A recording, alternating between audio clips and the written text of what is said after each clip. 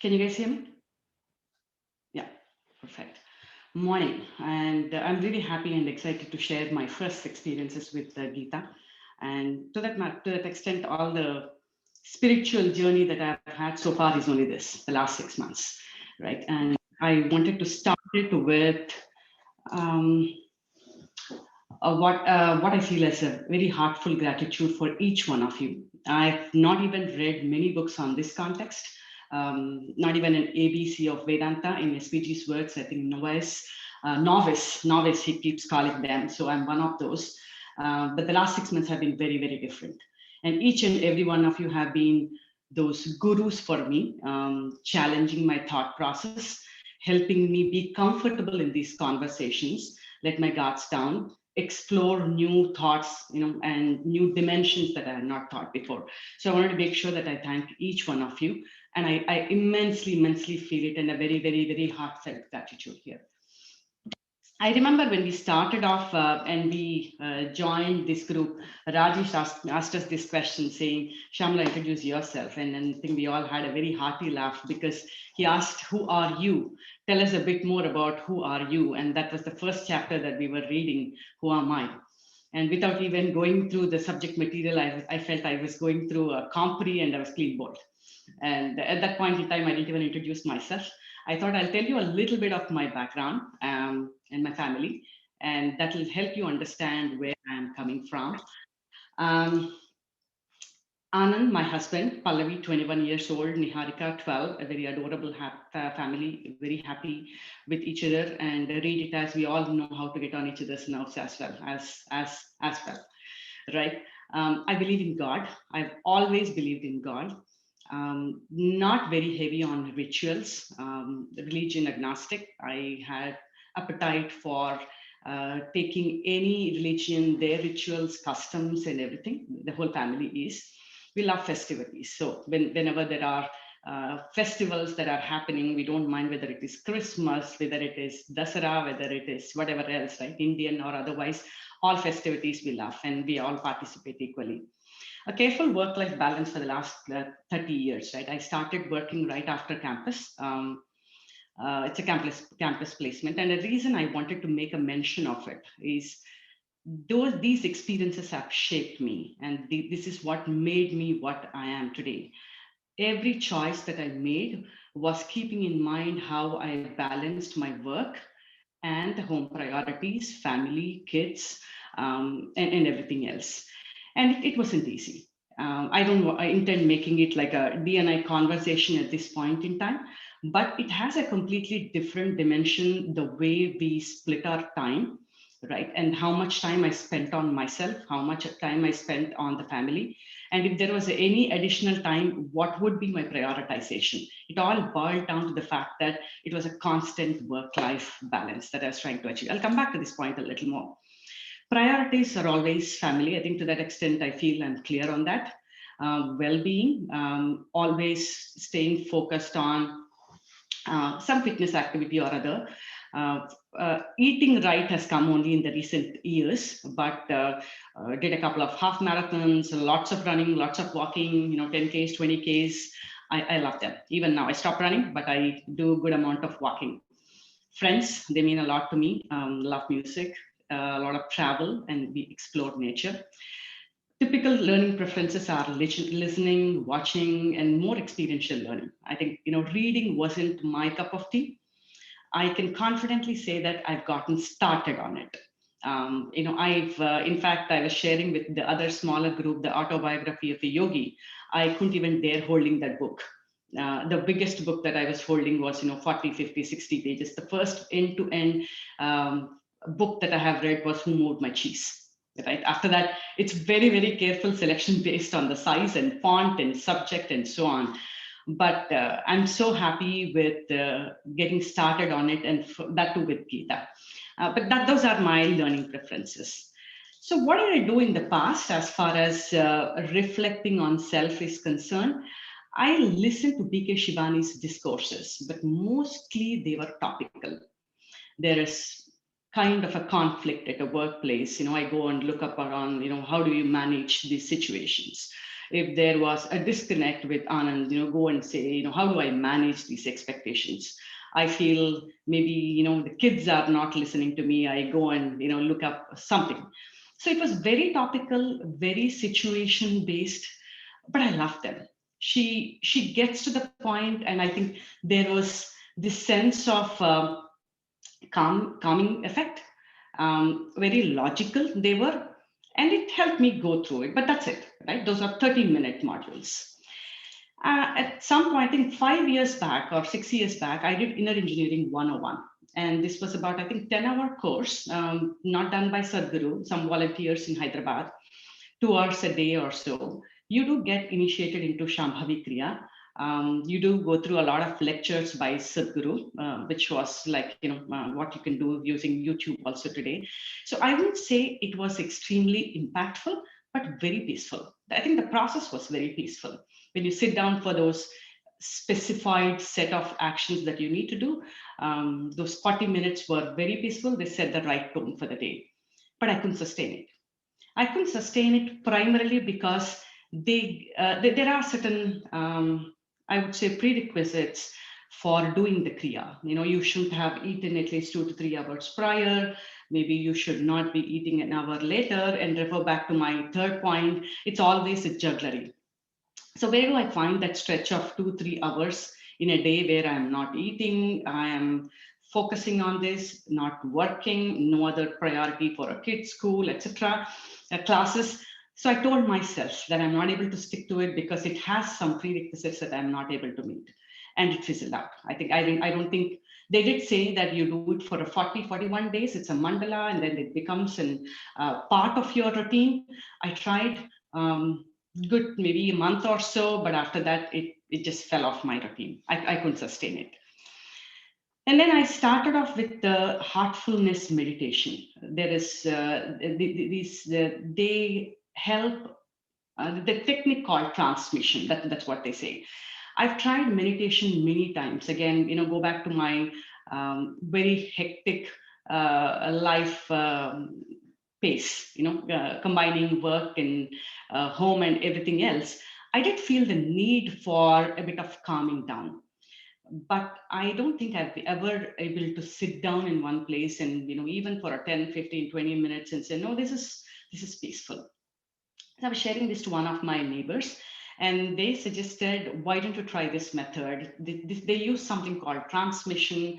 They have these first three sittings, and then after that you start to feel that you're much more calmer and easier, and you enjoy the meditation.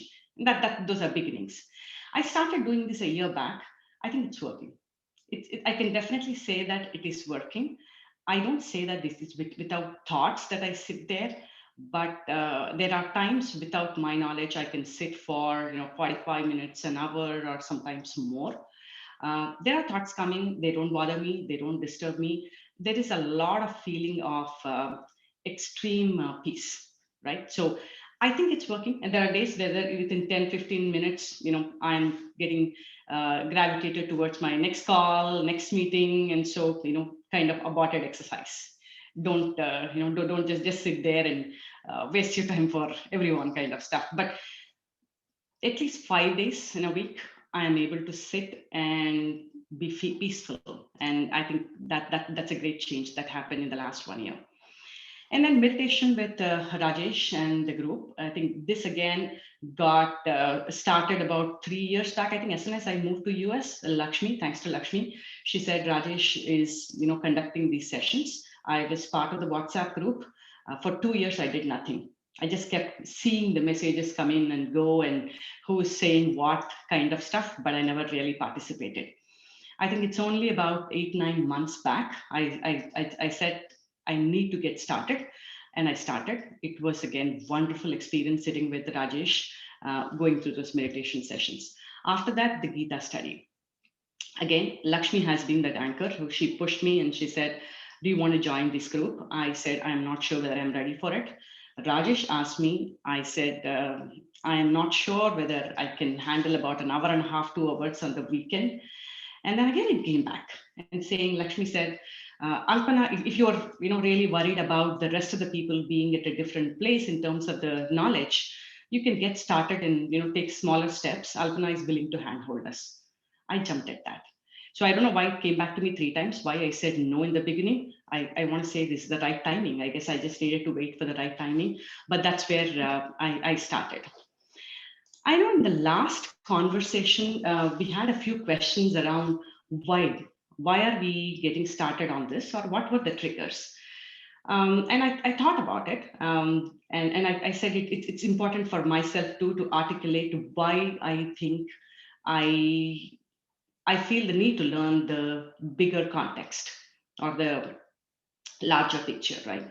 50 years is a long time. All of us, have had so many experiences about ourselves, been part of experiences and with association with other people. I think there is sufficient data, sufficient analytics, insights that we all have about what life means. And one thing I can tell you that at least I observe when you take a step back and see is the randomness. There are things that are happening. Um, we attribute it to ourselves. We have done well and we feel very happy. There are times when we haven't done well. There are times we say, no, I didn't even go near it. How did it happen? Right? There are situations, people, and everything else is so random that randomness I could only see once I started taking a step back and started to reflect on it. Not everything and anything can be solved by us. There are factors that are much beyond our control. And then the other thing that I feel and kind of come to notice, it's not that this is it's a wisdom dawned upon or something absolutely new, but experiences are very, very personal despite common actions. And I was so happy to see these corroborated by what Gita says. And so the learning of these could have been so much more easier, so much more valuable if we had done much earlier. Nevertheless, we are here. So my point was, whatever we do and organize, say the contributions to one organization, one role are not received exactly the same way as what we do in another role or another organization. What a quality that we like in one person is not the same quality that you like in the other person. And again, the same person, you like one quality and not the other. Everything is relative. Everything is absolutely relative, and nothing is standing on its own or absolute to that sense. And the other question that me and Anand keep discussing about is values. What we inherited, what we have imbibed as we were going through this last 50-year journey, and what are we passing on to the next generation? Are these thought through, or they just happen to us and without thinking we are passing it on to further? So, and as you could see, my second one, I'm still going through the teen phase for my second one. So there are conversations, she provokes and she triggers, good amount of challenging happens. And the point is, yes, is it really relevant? Maybe what I did for my first daughter is also not very relevant in the context of the second daughter. So what is absolute? What is more relevant? What is a set of values that we should, if we were to think of those few designed values to be imbibed in our kids, what would they be? I didn't have an answer to, right? And then I feel this burnout of constantly maximizing experiences for the self and family. Again, like I said, my experiences and what I am today has been a constant balance of what I've done for the last 30 years, professionally, personally, with family, with kids, and myself. I have had fun so far. It's great journey so far. But how long will you continue to do this? Especially with, and there are times that I question myself. Anand is a Tamilian and I'm a Telugu. There is always this expectations and South Indian undertones in the family and so on and so forth. Continue to do this with increased responsibilities on the work front, increased responsibilities on the personal front. Am I prioritizing things correctly? Is there something I should do differently to get a different result? So these repetitive experiences. And another incident that happened for us is that I've lived for 27. The 27 is more of a work number. We moved to US just 3 years back. Before that, we've been traveling, but predominantly based out of Bangalore and Hyderabad. Me and Anand both travel, heavily. But once my older one started getting into, started thinking about colleges. She's in University of Chicago. She wanted to do economics. We said, let's move and let's all be in the same geography, same time zone, so that the family can be together. And then so I started, this is another trigger point for me, where I come back here, start making new friends. Organization is entirely different, new roles, new work culture, getting used to a different culture, neighbors, community, etc. You know, it's like almost like a restart. As much as a fun it is, as much as I'm enjoying the whole 9 yards all over again, right? Which is not what people typically at the age of 46, 47 go through, right? I'm enjoying it. My question is it sustainable? How many times would I keep repeating this? Again, is there something different that I should be doing? And still, I couldn't really commit to this important activity. Like I said, the right timing, maybe, people nudging. I'm always thankful for that. But I'm very, very happy that I got started. So I wanted to share what are my most impactful learnings in this last 5, 6 months. Keep it at the back of your mind that this is just about 6 months of experience. Thoroughly enjoyed, but I'm still a novice, right? And this is not what I'm going to talk about. The 4 qualifications of Vedanta is something that all of you know. I'm not preaching to the choir. But what I felt was this, even to start to really accepting that sitting down to listening, the discerning lectures, the Viveka, I think there are factors that I felt had to come together. And they were very simple, but again, I saw it only as a reflective thing, right? As a looking back, these all had to come together to be able to for me to sit and even listen and accept what was being said. Eating right was so important. Like I said, we were more focused on the fitness and those regimes, but a very conscious eating, I would say, started only in a year back. What we are eating, when we are eating, how we are eating, thanks to a lifestyle coach that we got introduced to. He's in UK, and he took us back to the basics of, this is your body, this is all it can handle, what it cannot handle, what it can do to your body. It had to, my 12-year-old daughter, found it even, this is all done in my school kind of, material, right?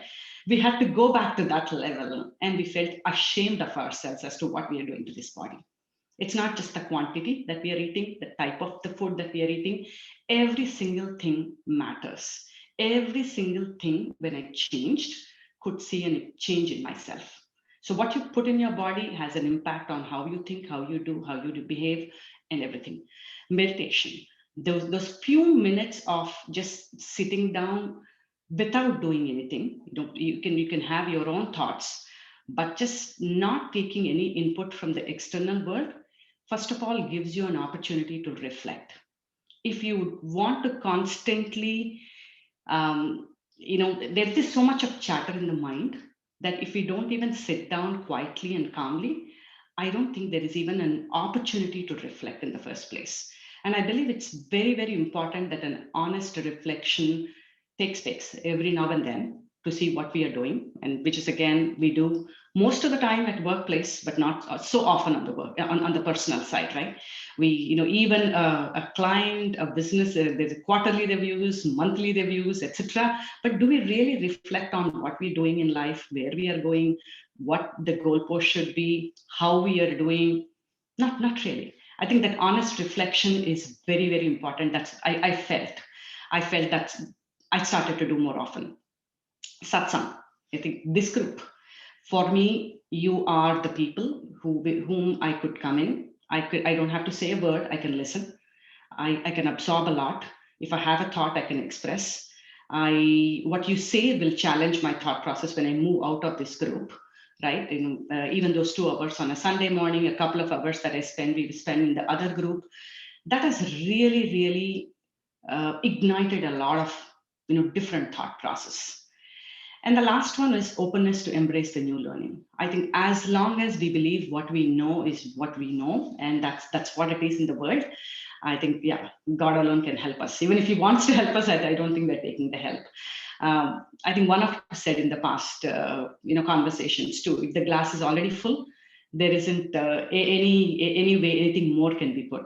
So we got to be open to the new learning or a possibility of an alternate thought process, even though we don't believe in God, Vedanta, and every single thing that is being said. Start with that openness. Then I think the magic is unfolding. I can definitely say that over a period of time there will be more. It's they are just beginnings. But to me, these needed to come together for me to even start understanding what the grid on the right side is, and that was an important factor. The next important learning was in the form of these parables, right? And more and more conversations we go through in Gita, the Tattva Bodha, the YouTube sessions of Swamiji's that particularly I follow SPG Swami Sarvapriyananda. There are too many abbreviations, so I want to make sure that I say it correctly. I think there are a lot of examples around explaining the concept with stories. And I loved a few of them. In fact, there is one YouTube video of Swami Sarvapriyananda where he describes all these 5 in one. And he says, this is the essence of Vedanta. And I smiled to myself because even in the last 5 months, 6 months, this got repeated, I think, at least 100 times. Every single conversation we talk about a snake and a rope, and the conversations about the imaginary bondage that we have, and so on and so forth.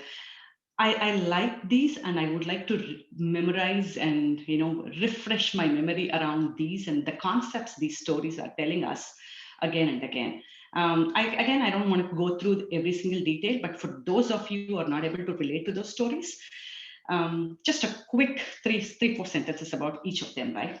The bonded donkey. And here is where there is a washerman who goes every day to wash his clothes. He takes his donkey along. He ties the donkey there, does his work, and then puts the clothes back on the donkey and comes back.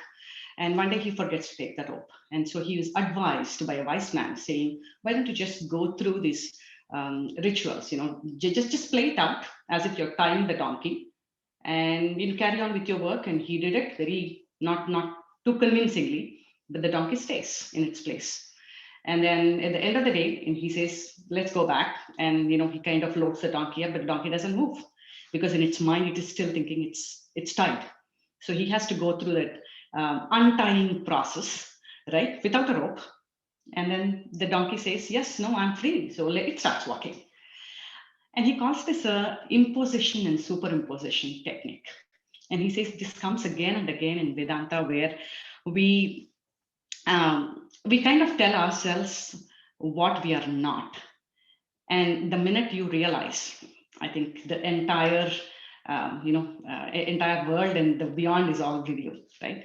So this was a very simple story, but I felt was very, very effective. The second one that they talk about is a lion living among the sheep. A lion assumes it's sheep, it's growing up among sheep until the next lion comes and says that, no, you're a lion. Obviously, lion doesn't believe in its qualities or its strengths or whatever else. All it has to do is to go look at it in itself in the water, and then there you go. It realizes, oh, I'm not a sheep, I'm lion. Again, goes back to say that yes, these are the qualities that you are born with, but I think it just takes reflection. It takes an understanding for you to really know who you are. Who are you? The question that Rajesh asked, right? The last 10th man. Again, multiple times you guys have you've heard. This is, as I explained this to you guys, I'm kind of clarifying this to myself, so bear with me. I don't intend going into the detail. 10 people crossing the river. They finish crossing the river. They want to make sure that everybody crossed the river. They count 9 people. They don't find the 10th person. They feel that they've lost the 10th person. Obviously, there is a lot of anxiousness and worry there. And then wise man comes and says, no, let me count the number of people for you. And he says, no, you are the 10th man. Oh, yeah, I'm the 10th man. So what am I worrying about? It was as simple as that, at least from the story perspective. So I am told that that's how simple the realization is. that yes, this is the fact was in front of you, but we haven't really paid attention to it. We haven't really realized it. So that's what is going to happen. The last two are my favorite. In fact, last one is much more. The Princess of Kashi. The story goes like this. This prince, he finds a picture of a beautiful girl in the palace, and going by the date when the picture was taken, looks like he assumes that this girl would have the girl in the picture would have grown up to be a beautiful princess who will be almost a similar age. And so he tells the ministers and other people that this is the girl that I want to marry. So he goes around saying, I want, this is the Princess of Kashi. And people, they say that she's Princess of Kashi, then I want to marry her. And apparently, once he's so adamant about it, people had to kind of make him sit down and explain a little bit of a background about that picture. And that picture happens to be the picture of the prince when he was young, but was dressed like a girl. Maybe the parents wanted to have a little bit of fun or whatever else it is, but it is the picture of himself dressed like a girl, which he got attracted to. And the minute he was told about it, and there were no confusions, no questions in his mind. He said, oh, is this what I got tempted towards? That's okay. Yeah, there are no confusions in my mind. Obviously, I can't get married to myself. I can't get married to this non-existent girl. And the summary goes like this: whether it is a temptation or a terror, both are in your mind. It's not about what you see really outside, but it's about what is happening in your mind that is creating the temptation or terror. And my most favorite, na ye sach, na o sach, tum hi sach. I think Ajay, you said this in the last conversation too, that this is one of your favorites. I'm sure it's for most of us. But the funniest part is I started using it in the recent days. And I'll tell you how. And again, the story is about Janaka, who kind of has a very horrible dream. In the dream, he's kind of got defeated. He doesn't have an empire. He doesn't have his people, and he's almost on the road begging for food, and he's really worried about what has happened to, because he's a king.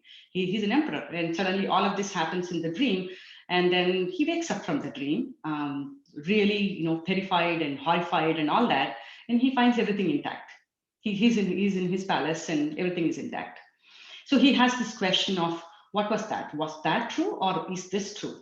And so he keeps asking a lot of people, and finally he gets an answer from Ashtavakra that neither that was true nor this is true, but you are the only ultimate truth.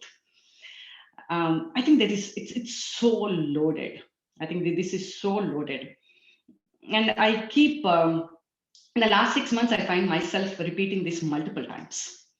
Even literally, the last week I had a kind of a unpleasant dream. So I woke up with a bit of palpitations, right? I saw something that I felt wasn't very pleasurable. And you won't believe, within a minute or so, this occurred to my mind. And all I had to do was just, the minute it occurred to my mind, I smiled, and that's it. My day was normal. Obviously, that was a dream. And I know how my experiences were in the past and I used to kind of call it my day didn't start too very well. I had a bad dream, and then the thought process continued. I had to call somebody to make sure they are fine, they are well, etc., etc. I didn't have to do any of that. I think this again goes back to a bit of knowledge, how much we are assimilating, but more importantly, the fact that none of this is true. And we have seen this in different transactions, even at workplace or otherwise. Completely different things. Why do we see a situation in one manner, the other situation in another manner, and what is the continuity? What is the underlying fact? Absolute reality is something different. So this learning through these parables and these fables have been extremely valuable. And I see that there's a lot much more stickiness than maybe a general text, right? And the third one I want to come to is karma yoga. Karma yoga, and Rajesh, you're right. When I said karma this morning, though it's, it just came out, but karma yoga is my most favorite learning in the last 6 months. And even in karma yoga, I kind of want to separate out two different aspects. I think the way Gita dealt with likes and dislikes was very, very useful for me compared to how do you accept the result after an action is performed. So for me, the likes, I'm a person with very strong opinions, very strong preferences, whether it is work or home, kids. I'm a bit arrogant in that sense that yes, I think through, I kind of weigh pros and cons, and so this is what it should be, kind of stuff. With experiences, with age, you do kind of reduce some of those some of those qualities, but I'm still very particular about strong biases, I would say. And I think this chapter really made me think, what happens if you continue with those strong likes and dislikes? I'm not going to read each one of those lines, but each one of those lines is very, very, very, very loaded, right? When you like something or dislike something, in both ways, we are not seeing the object or the person as is. You're already coloring. There is a filter that we are putting, and so it's not as is. And the minute you see them, you don't see them as is, you're not living in the real world. You're living in your own fantasy, you're living in your own fantasy, you're living in your own world colored by your likes and dislikes. And so you're completely going in a parallel direction, or a parallel path. You're not living with respect to the real reality that is happening around you. And we don't have just a like or a dislike or a preference or a strong biases. We also have values for them. I like it this much. I know I don't like it, and by this much. So the not liking becomes hatred, repelling, and then we go to any extent. And similarly, like gets makes you more blinded and probably accept everything and anything just because you like it, right? So these kind of statements made me reflect quite a bit about not why I have a like or a dislike, but why I should not have a like or dislike. There is a reason why certain reactions happen, certain situations happen, because it's almost a world that I've created in my mind, and I start to kind of address things there rather than a real world. And a lot of, once you start neutralizing these, is when they say that obviously you can contemplate, you can have limitless happiness, and that leads to karma yoga. So the contemplation, I can say, is already started, but this has been an important factor that I had to honestly reflect upon myself. I had to be very honest with myself. Yes, you do have these likes, dislikes, which are coloring how you're doing things. And the next one was more in terms of how I understood karma yoga. Again, please feel free, and not in terms of questions, but in terms of your comments and feedback as to how I am interpreting this. But I thought it was very, very simple. I had some desires and fears. I have some likes and dislikes. I put some effort into an action. There are some expectations I have from that action, right? There are people who have expectations from me, and I have some expectations from what I'm doing. There is a result that makes me happy or unhappy. This is what I thought. It was very simple. I realized a few more things after I read Gita. There are samskaras or vasanas, as you call, which are beyond your simple likes and dislikes, which are much more deep rooted, which are deeper imprints. You don't know where they came from, or yeah, you in a sense there is a logic offered that they are coming from your past journey. But more importantly, it's very useful to acknowledge that there are these inner sanskaras, and either go with the flow or continue to work on changing if you would like to. But that force is also acting on it, not just simply your like, your dislike, and your fear. That was one thing that came out as acknowledge that they are there. It is there in the equation. The other thing was inaction is not a choice. Many times, again, even Arjuna said during the Gita, okay, I can give up this war. I don't need to do it. But I think they drilled into us, Krishna drilled into us that inaction is not a choice. You got to act. You got to act with the right knowledge and the right action. So that was a strong statement there. And between action and result, there are laws of nature, what they call as karma phala. There is so much more that is acting, which again is not, which is what is making when we say things are not in your control, because there are other things that are happening. And typically, it's not just the result, it's the reaction of the mind to the result that creates the bondage. And I think that distinction was very, very important for me. It's not just, yes, I've done this and this has happened. No, my mind is, if this has happened, what next? How am I receiving the result? I think that is what is causing a lot much more reaction in the mind. And so that was a great acknowledgement for me. And so it gives us two-pronged approach. Before you do an action, make sure you dedicate everything to Ishvara. And these are certain things that I've started to do in small little ways. Even when I do things at home, even when I'm frustrated as to why I need to do this transaction, no, this is not being done for me or somebody else, and this needs to be dedicated to God, and that's the attitude with which I need to perform. Easier said than done, but I started to go down that path. The second one is prasada buddhi. Irrespective of what comes your way, this is what is a prasada that has come to you, and that needs to be gracefully accepted. You can't question that after it has come back to you. Yeah, you can put in any amount of effort. You can do everything that you can prior to the action, but not after the action, and whatever comes got to be gracefully accepted. Krishna's presentation on antidotes or pratipaksha bhavana, nailed it for me. It's a day-to-day, I would say, useful tip, right? Every single emotion that comes, the presentation, that slide that he made is there in front of me saying, don't engage with the thought. You do not have to, whether it is a like or a dislike, and particularly dislike, please don't engage with the thought. Try to create an opposite thought, maintain that balance was something which was extremely useful and being implemented. And as we are reading Tattva Bodha, I think some of you have already finished reading Tattva Bodha, but we have started in the smaller group because we started late. And that's another wonderful, wonderful text to go through. And one thing that again very much related to Karma Yoga that I liked was Aghata Nivritti as one of the benefits that they have highlighted as Tattva Bodha. Each one of us have two roles to play at any point in time. One is Bhokta, the other is Karta.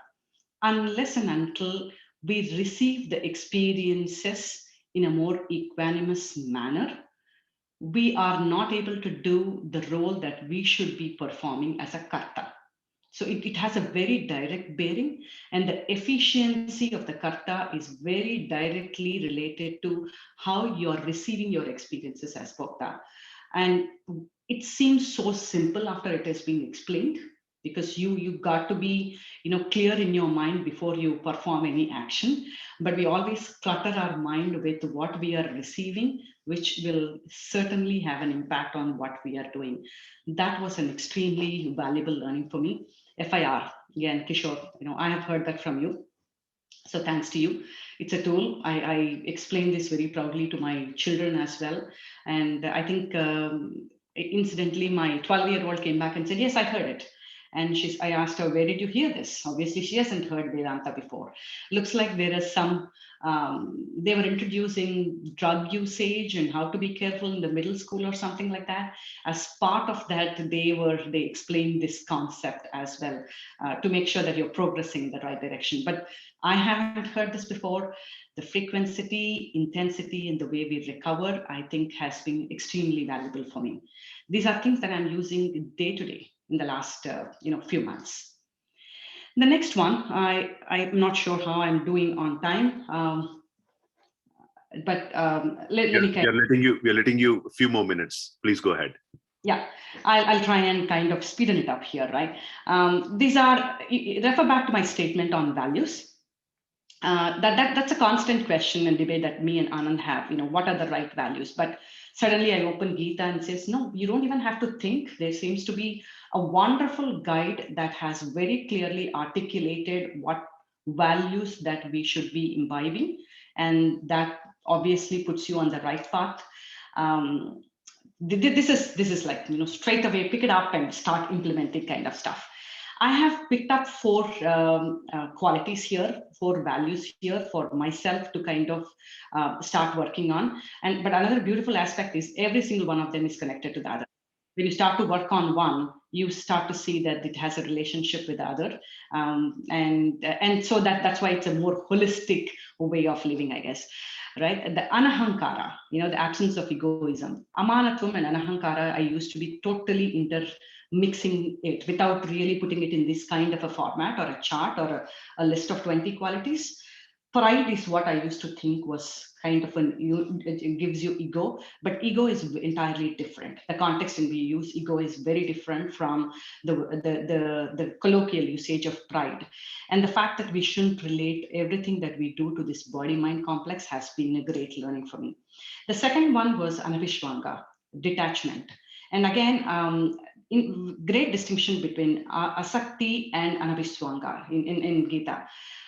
We don't own anything is one way of looking at it, but performing and caring for those with that level of detachment was the other. And this is particularly useful for me when I am with kids. Right, how are we dealing with them? How are we imposing our expectation, our thinking process on them? Has been this has been a great reflection point for me. Arjavam was another quality that I said I have to consciously pay attention to, the thought, word, and action, and the cohesion that we have between all three of them is very important. And equanimity of mind, poised, taking everything in our stride, positive, negative. Again, these things have been said in different contexts and different ways, but by far this is the most impactful one for me. And for again, each one of them, they say they have to start at the thought level. It's even if you start thinking about these, it will make an impact. That's very, very true, profound, and it's applicable to yourself as much as it is applicable for other people. Things like ahimsa. It's very easy to say, no, I don't hurt anybody else, but we've discussed in depth as to how you should not be doing it to yourself too. A lot of self-inflicted conversations, self-inflicted pain, self-inflicted, expectations from yourself. I don't know whether it's because of the being a woman, a little more on the emotional aspects of unapologetic about it, but I think that's where I need to kind of start paying attention to. But they're all applicable to yourself too. And none of these are conditional. They are not relative to what the other person does. Somebody behaved this way to me, and so I will behave this way. They said something to me, so I will do this. They say this needs to be done as you and you as an absolute being, but you cannot be moderating your behavior based on what the other person is doing to you. That's again a profound learning. And a few more things that I've heard, and I think I will just rush through these, and because I have two more slides that I want to again very quickly go over. This is what Swami Sarvakriyananda says, and very, very impactful for me. Don't think you're a human being looking for on a spiritual path, but you're a spiritual being in a human form. I think the statement alone helped me put myself slightly approach some of the situations in a more mature form, right? It's if the other person is behaving this way, it doesn't mean that I have to react in the same manner. My nature is different. The way I should be behaving is different, and we are all beyond this, and we are the spirituality is only, it is not outward. We are spiritual beings. Life does not give you joy or sorrow, it only produces experience. Again, here this slide is all about what I've heard beyond the four categories that I just narrated, right? Which is so true. It just produces experience. And here is the so-called likes, dislikes, the value that associate makes it more joyous or a sorrowful, but life doesn't qualify this as a sorrowful experience or a joyful experience. And this is a very profound one for me, is by placing an empowerment on something or someone to give us happiness, we devalue the thing or a person. This is what a thing that I continue to reflect, because you are, without the other person's knowledge, you started to devalue it, right? Just because we value them and we empower them to give the happiness that we are expecting them to give. Atma Shatakam has been the absolute gem of a find that I have heard in the last 6 months. We keep reciting it. I have a laminated copy on my desk. I love reading it. I love listening to it. So how do I find my humble beginnings here? Gita, I think I've heard people say it's a book of answers. I would say this is how you should experience life manual. I wish all of us have exposure to this, conversation about this much earlier in the life cycle, not so late. Because my recollection of Gita is played or read only when there is something that has happened in the family, there is an unpleasant situation or a death happens in the family, whether it's how it is dealt with in movies. That's how I relate to the Gita chanting, and I was absolutely wrong. I was absolutely wrong.